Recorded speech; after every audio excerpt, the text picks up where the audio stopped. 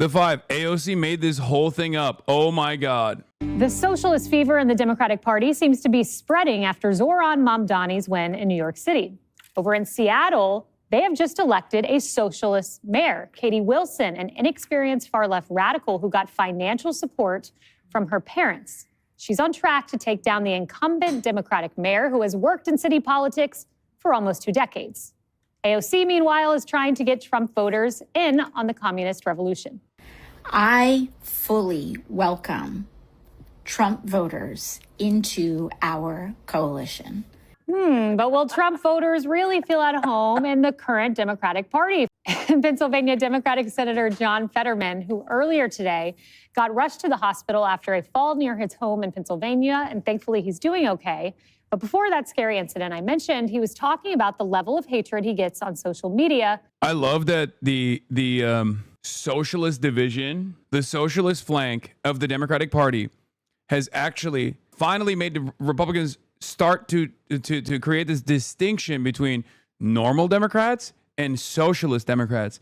The actual left populist flank of the Democratic Party, the socialist flank of the Democratic Party, has caused the Republicans who say Nancy Pelosi is a communist to literally go back and be like, actually, never mind. Those are the real Democrats. Those are the good Democrats. What happened? I thought Democrats were entirely a communist party. What happened? Now they're even defending Democrats. How did this happen? Perhaps there is a lesson to be learned from this.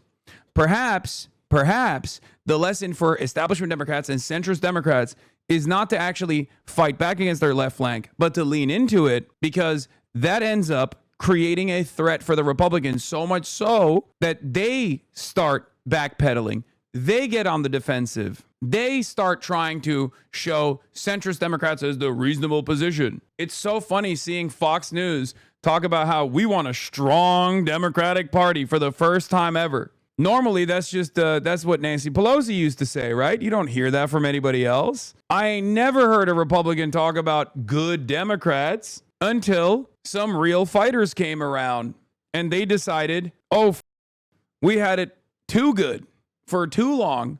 Didn't even realize that there was a real threat out here. Anyway, yeah, this is not actually John Fetterman. I have to keep saying that because I know someone's going to fall for this misinformation eventually.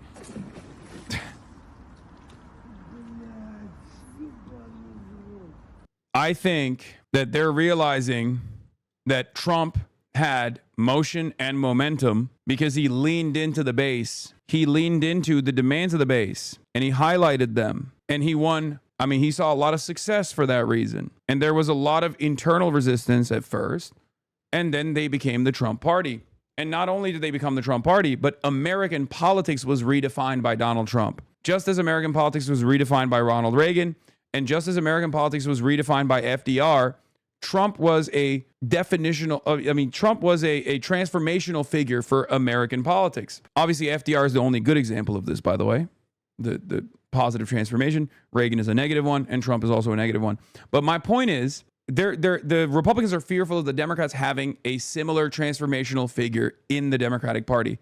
That's what they are afraid of. They're afraid of a Trump-style figure rising from the left, rising from the socialist alternative flank of the party that will, of course, lean into the desires of the base of support within the Democratic Party and basically recreate an FDR 2.0 style situation, if not even better than that, right? Move American policymaking and American infrastructure in a positive direction for once after decades of stagnation or deterioration. For members of his own party. The right would say really rough things and names, some names I won't repeat on TV, but the on the left, it was like they want me to die, or that we're cheering for your next stroke, or that's terrible that depression won. Why couldn't it depression won? And I hope your kids find you. They even have like the graphic, a GIF where they have like a stroke, in your head. So, Greg, there's a slew of secret socialists whispering in AOC's ear. Yeah, I love, she says, I can't tell you how many times Trump supporters have come up to me and said, yes on Democrat socialism, and I can learn from you. Well, I can tell you how many. 0. Didn't happen. She made it up, because one thing you know about Trump supporters, they're pretty solid on their beliefs about socialism. They make it pretty clear. That's like a dog saying, I can't believe how many times a fire hydrant has come up to me and said, hey, I really like getting peed on. Because that's what socialists look at America as a petri dish. We're the lab rats in their experiment. AOC is saying, lab rats, come join us. Embrace your tormentors. All socialists begin by saying they're Democrat socialists. And then when that fails, they drop the adjective, they go full authoritarian. Look at Venezuela. The leader, I can't remember, was it? Buttfeld. They are desperate to talk about anything other than Epstein, huh? Yeah. Yep. The ugly guy or the other guy. Talking about, by the way? He pushed socialism for the 21st century. That was the slogan. Then he quickly shifted. Oh my God. No. Wait, because I've tweeted this gif at him dozens of times. I'm so glad he's seeing our work. Oh my God, that's the gif he's talking about. Oh my God. Completely asinine lol. He tries to come off as an intellectual with all them bullshit papers in front of him. What a joke. I mean, he has a poop mug in front of him. I don't think he's trying to come across as an intellectual. These guys abhor intellectualism. They genuinely think it's like a negative thing. They want an uneducated populace. They want the base to be stupid, angry, resistant to change in the positive direction, lacking hope. They love their stupids. In many instances, they're actually much more intelligent than they let on, I would say. Maybe not Greg Buttfeld, but... authoritarianism he took control of the military, took control of the courts, took control of the elections, concentrated power. That's what happens. There's no such thing as Democrat socialism. It's just socialism. There's a class system here. It's the people who make decisions and the rest of us. Trump's role in that bifurcation, he's the agent on behalf of the rest of us. He's our a-hole lawyer that protects us from the elites. AOC pretends that it's the same role that they provide, that you could just simply switch lawyers. Come over to our side. She is actually arguing on the power structure that made our lives hell. Think about everything that she's done. She was for defunding the police, higher taxes, more regulation. She chased Amazon out of New York. She's pro-sanctuary and trans, cashless bail. None of these things any Trump supporter would ever go for, so she's making this whole thing up. As for Fetterman, he touched on the hierarchy of smears. And I said it before, you can call me Hitler, means that I can call you fat. Because in the hierarchy of smears, you left a whole lot of turf under Hitler. We will insult you till the cows come home. Shout out to The View. But we don't wish you're dead. We don't wish you're dead, but it's great because the personal smears hurt more because I can look in the mirror and go, I know I'm not Hitler. But when they look in the mirror, they go, yeah, they're right, I'm fat. You're not fat, Greg. No, I was talking about Haley, you pilgrim. Whoops. I do look like a pilgrim today. Sorry about that. Should have saved it for Thanksgiving. Dana, there's this mixed message where we're told there's no socialist takeover, and yet in Seattle you have a socialist winning. In New York City, you have the whispering socialist, AOC. Yeah, so I've been pretty interested in all of this for a while because when Zohran Mamdani was on the upswing, I looked around and I said, guys, it's coming to a city near you. And we looked, yes, in Minnesota, he tried but failed. But in Seattle, I was interested in this race because the other guy that was running is a diverse guy who grew up with nothing, worked very hard, worked his way up. And she, again, borrowed money from her parents to do all of this. She and her husband choose to live in a 600 square foot studio apartment with a toddler. And she says, you too can live like me. Right. And now, but the other Democratic choice, and it's not that the guy who worked really hard and worked his way up was a Republican. He's not. He's a Democrat. And he's sitting there looking around going, wait, what? Wasn't I like the poster child for what we were going to be? The DSA has been quietly and systematically working to build their troops. And bad policy will beat no policy every time. They're super smart about it. They know how to organize. They have... Yeah, you know what's even better than bad policy that beats no policy? Good policy. Bad policy beats no policy is the Republican method. Republicans do bad policy, and it beats the Democratic Party's no policy. But what's even better than bad policy is good policy. And that's precisely what the socialist flank is trying to develop, is trying to build. Classes where you can learn how to speak better. They are teaching people how to go and be persuasive. Now, in a lot of ways, to me, it's like the counter to Turning Point USA. And thankfully, Turning Point USA is growing so much. And their mission is assured because of Erica Kirk's stewardship there. And they're going to need them because Peter Thiel, who's an amazing entrepreneur and somebody, a technologist, he also says that it's understandable why younger people today are pulled in this direction because they feel that capitalism is not working for them.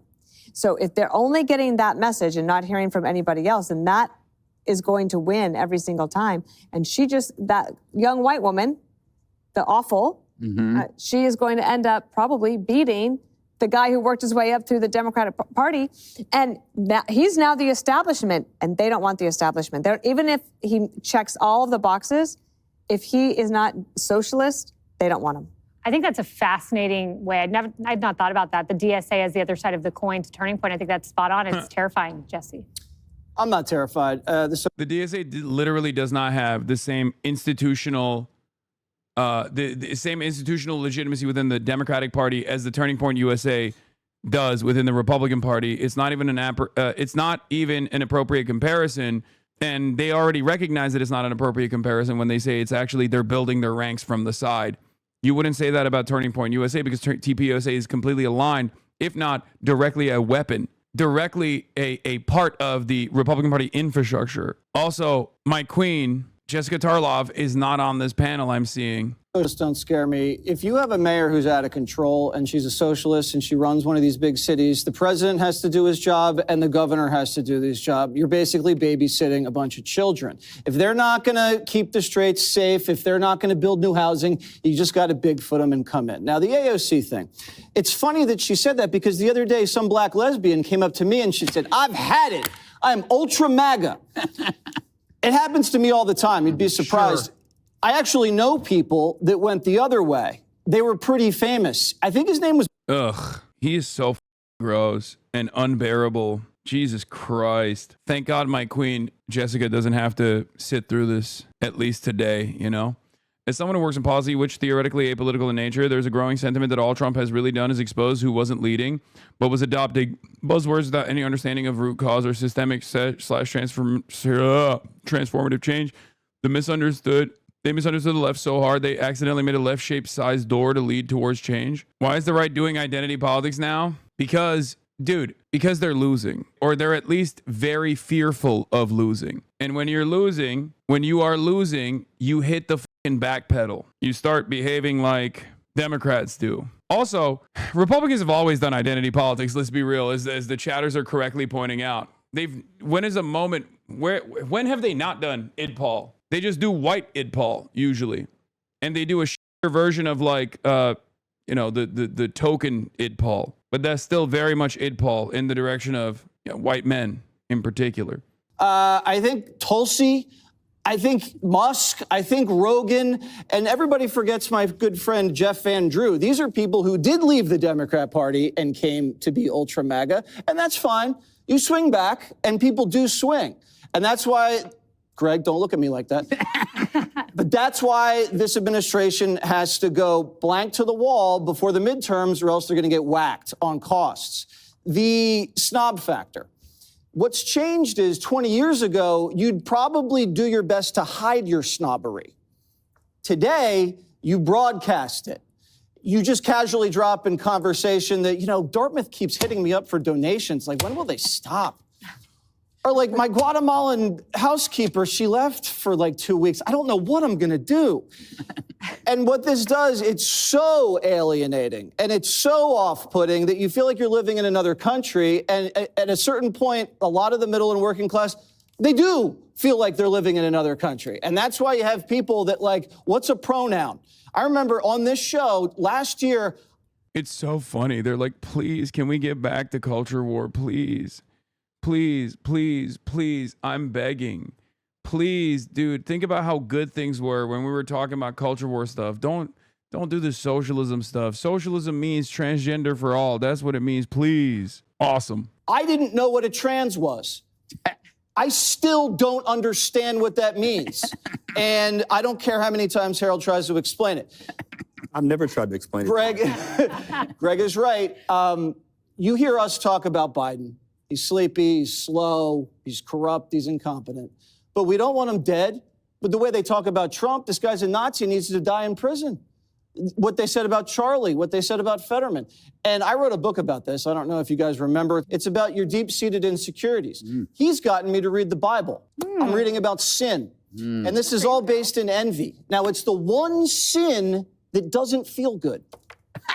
Wow. And that's what they all have. They're envious. What about the one of murdering someone? Harold, that's a good legacy to leave, getting Jesse to read the Bible. Two most important commandments are love the